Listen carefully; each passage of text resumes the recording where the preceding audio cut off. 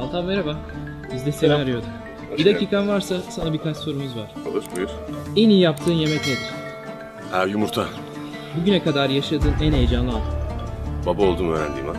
Eğer bir sporda dünyanın en iyisi olsaydın bu hangi spor olurdu? Rally ya da motosiklet. Süper. İzlediğin en iyi film hangisi? Çok zor, bilmiyorum. Belki Godfather serisi. Süper. Peki bu filmde bir karakteri canlandırabilseydin kimi canlandırmak isterdin? Brandon rolünü. En sevdiğin mobil uygulama. Haritalar uygulaması. Peki o zaman en iyi okuduğun tekerlemeyi duyabilir miyiz? Al şu takatukaları takatukacıya götür. Takatukacı takatukaları takatukalamazsa takatukacıdan takatukaları takatukalatmadan al da gel. Gitar mı piyano mu? Gitar. Bir gün mutlaka gitmeliyim dediğin ülke hangisi? Kamboçya. Onsuz asla dışarı çıkmam dediğin aksesuar. Cüzdan. Peki en son okuduğun kitap neydi? Film. Yabancı dizi mi yerli dizi? Yabancı dizi. Bu meslekte aldığın en önemli tavsiye. Kendini bozma.